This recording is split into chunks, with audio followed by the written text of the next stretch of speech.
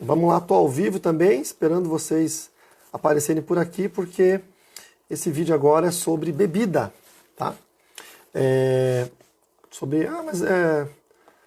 Eu posso beber, não posso? Como é que faz, né? Então, eu quero falar um pouquinho com vocês o porquê que eu sou determinantemente contra crente beber, tá? E aí tem muitos pastores, amigos meus que bebem vinho e enfim. E eu não comungo com isso, não concordo, né? Mas não deixo de amá-los, né? Tem muita coisa que eu faço que o pessoal não concorda. Teve uma pessoa que não concorda por eu ser ciclista, falou assim, mas tu é pastor, fica andando de bicicleta com essas roupinhas coladinhas de lycra. E se eu for pensar bem, é verdade, sabe? A pessoa está extremamente correta, é muito estranho, né? Ver um pastor lá com as roupinhas coladinhas. Então, tá bom, concordo com a pessoa também. E respeito aqueles que pensam diferente, não concordam comigo em algum aspecto. Vou falar sobre bebida, tá? Muitos crentes são adeptos, né, da bebida, e a defesa da maioria deles é que eles não se embriagam. Embora eu conheça alguns crentes aí que são alcoólatras, eles se embriagam, tá? Primeiro ponto da minha fala sobre bebida é o que é a embriaguez. A embriaguez, ela está no seu conceito social ou ela está num conceito técnico-científico, tá? Esse é o primeiro ponto. Se a embriaguez está no seu conceito ético e social, já cai por terra qualquer argumento que você me disser. Porque a ética, ela é uma parte das ciências sociais que diz respeito àquilo que você é visto e não a forma com que você vê as coisas. Eu não posso somar ou não posso classificar ética aquilo que eu acho, e sim aquilo que um grupo social acha. Então, é ético eu sair bêbado na rua, nu. Talvez eu fale, ok, é ético, eu me criei numa família de alcoólatras, é ético. A sociedade vai votar, vai dizer, não é ético, tá errado. Tá? Então, não adianta a gente entrar nessa discussão de que não, mas na minha visão, no meu ponto de vista, isso está certo.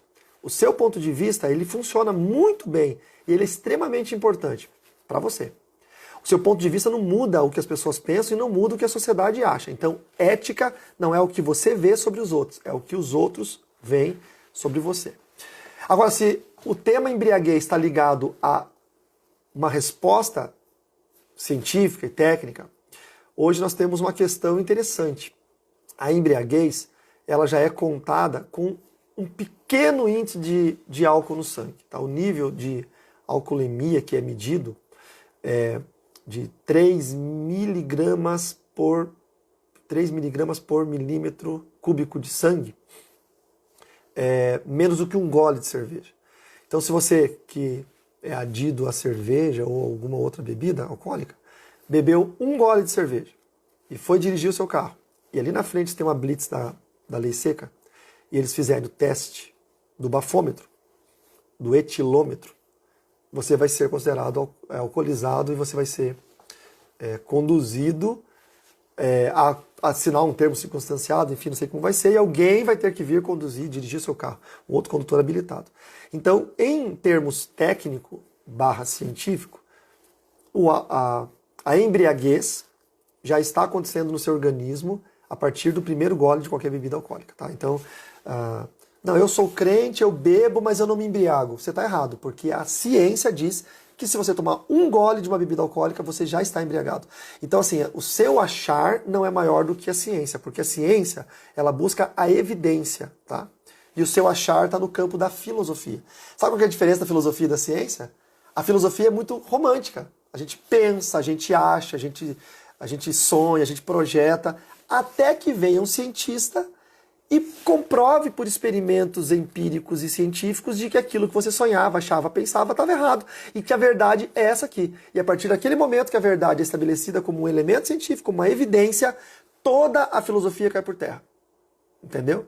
Toda a filosofia cai por terra e ela é abandonada. Então, primeiro argumento, eu sou crente, eu bebo, mas eu não me embriago. Já está errado, porque a embriaguez ela é a partir do primeiro gole. Se você é crente e bebe um gole, você se embriagou, então você já está errado, tá? Mas onde eu quero chegar? se você vai para o inferno, não vai? Isso não é um problema, tá? Isso aqui não é um vídeo sobre soteriologia, a ciência da salvação, ou sobre hamartiologia, a ciência do pecado. Não está falando sobre salvação ou condenação. Nós estamos falando sobre bebida. O porquê que eu, Carlos Ribas, não concordo com o crente beber absolutamente nada de álcool. Eu sou extremamente rigoroso nessa minha conduta e nesse meu ponto de vista. Por quê? Porque a Bíblia diz que todas as coisas me são lícitas, mas nem todas me convêm. Então, a defesa bíblica de alguns é: Jesus transformou água em vinho. E alguns acusaram Jesus de glutão e bebedor de vinho. Ok. Então, tá bom. Aos olhos de quem quer usar a defesa bíblica ao seu bel prazer, ou seja, eu bebo vinho e eu preciso achar um texto bíblico que comprove isso. Então eu vou pegar Jesus transformou água em vinho, Jesus foi chamado de beberrão, Paulo falou para Timóteo tomar um pouco de vinho com água para o estômago dele, Paulo disse aos diáconos não sejam homens dados a muito vinho. Então eu tenho 4 versículos aqui que me ajudam a apoiar a minha decisão de ser um crente que bebe, tá bom? Ok, tudo bem, não tem problema. Mas eu não vou refutar, eu vou te fazer pensar de uma forma diferente. Primeiro, o fato de Jesus ter transformado água em vinho foi numa festa em Caná da Galileia, está lá em João capítulo 2, e ele não bebeu. Você não vê Jesus bebendo. Ah, mas Jesus bebeu na Santa Ceia. Então eu convido você a ler Mateus 26, quando ele pega o cálice, ele diz que esse cálice é do fruto da vide. E se você for pensar um pouquinho, o fruto da vide é o suco da uva. O vinho é o fruto estragado, fermentado, no processo de decomposição. Tá? E aí ele fala, e eu beberei com vocês até que lá na eternidade eu beba o vinho novo. E aí o que é vinho novo? É essa bebida que na eternidade não vai estragar, porque na eternidade nós não vamos mais perecer, não vamos mais morrer, nossas células não vão mais se deteriorar, nós não vamos mais apodrecer, não vamos envelhecer, não vai haver dia e noite, porque o Senhor vai ser o sol sobre todos nós. Então, na eternidade, o corpo é glorioso. Então, um vinho novo simboliza aquele suco da uva que não vai estragar nunca mais. Então, quando Jesus fala sobre isso, Jesus está sendo enfático dizendo que eu estou tomando suco de uva, não estou tomando vinho. Paulo, que era judeu, faz a Santa Ceia referenciando-se ao vinho lá em 1 Coríntios, no capítulo 11. Mas Jesus não, Jesus ele fala sobre o suco da vide. Tá? Então, Jesus transformou água em vinho, Caná da Galileia, João 2, porque ele estava numa festa dos judeus, ok? E aí ele fez algo ali para poder alegrar aquela festa. Mas não estou dizendo mas então se é errado, por que Jesus transformou? Essa pergunta sempre é muito boa.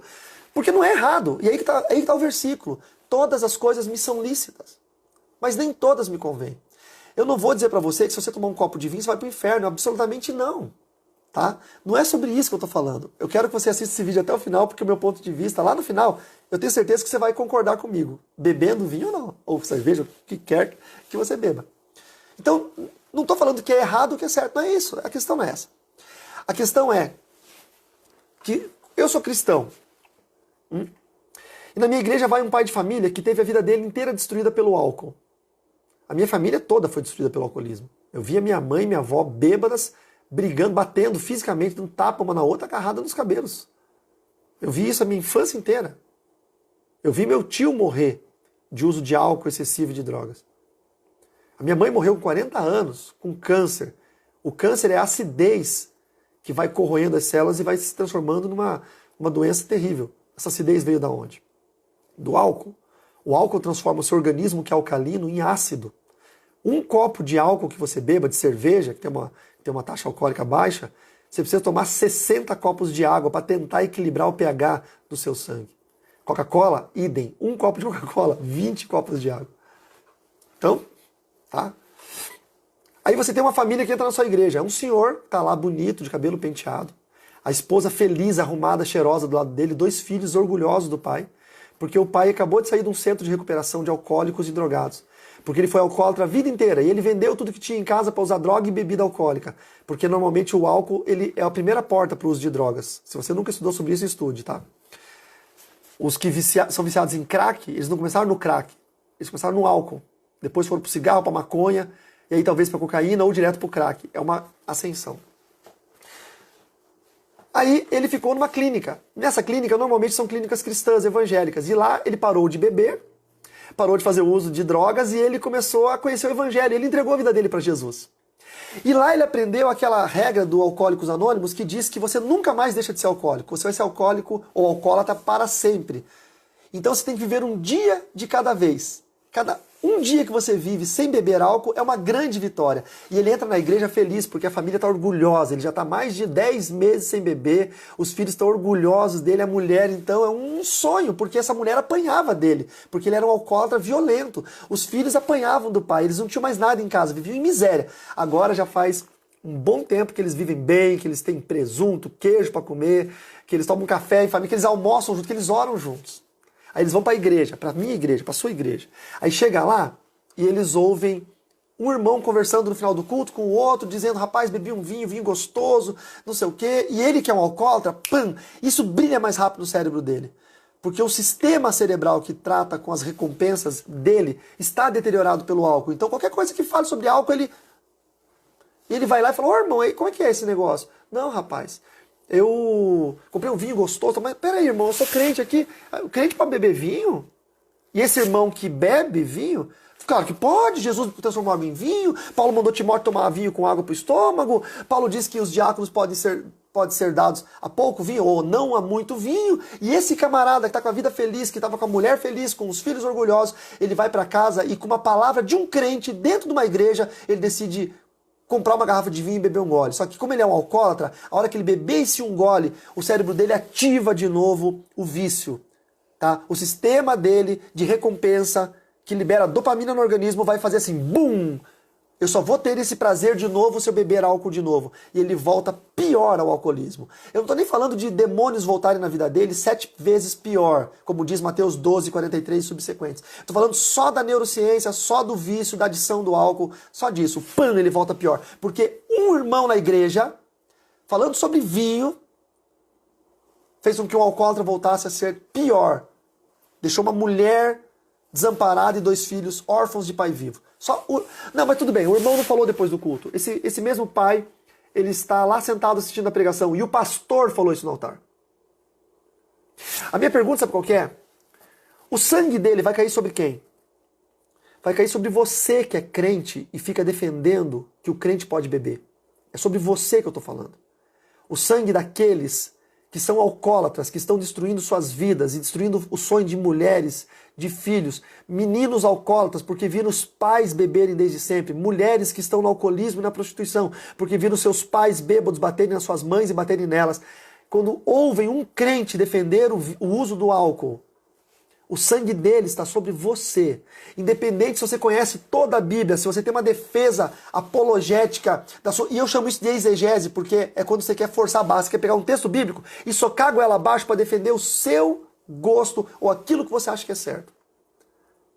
Eu não estou falando se você bebeu uma taça, um cálice, você que é chique, que é rico, bebeu o seu cálice de vinho, a sua taça de champanhe, de espumante, de prosecco, de sei lá o quê, porque você é rico e você tem os seus espumantes, os seus vinhos. Não estou falando de você, se você vai beber ou não, meu filho, é sua salvação. Tá? Você decide a sua salvação. Aquele que está de pé, cuide para que não caia. Mas lembre-se de 2 coisas. Primeiro delas, o alcoolismo começa no primeiro gole, então você é um propenso candidato a ser um próximo alcoólatra. E também você é um exemplo para os seus, para sua esposa, para os seus filhos, se você é uma mulher, para o seu marido. Você é um candidato a fazer os seus filhos se desviarem no futuro, porque o menino anda no caminho que o pai anda quando é criança. Se o pai anda no caminho da bebida, o menino vai andar no caminho da bebida quando for grande. Se o pai anda no caminho da santidade, da sujeição e no caminho da palavra de Deus, o menino vai andar no caminho. Está lá em Provérbios 6, 22. Agora, ou 22, 6, produção. 22, 6. Agora, esse é o primeiro ponto. E o segundo ponto? Vai beber? Beba em casa, meu irmão. Não fica defendendo isso em rede social, não fica defendendo isso na igreja, não fica falando. Eu vendo presbítero na igreja falando, irmão, você quer beber? Beba em casa. O pecado é se você beber num bar. Entendeu? Meu irmão, peraí, essa apologia pode derrubar uma família, pode fazer um ex-alcoólatra voltar ao alcoolismo e o sangue dele vai estar sobre você. Então por que o pastor Carlos Ribas é determinantemente contra o crente beber qualquer bebida alcoólica e falar apologeticamente, defender isso publicamente? Porque nem todas as coisas nos convêm. Todas elas não são lícitas, mas nem todas nos convêm. Eu posso beber um copo de vinho? Posso. Por que eu não bebo? Porque não convém. Não convém. Entendeu? Então é por isso que eu sou contra. Porque eu sou responsável com a minha salvação e eu sou responsável com a salvação daqueles que me ouvem. Que Deus te abençoe em nome de Jesus.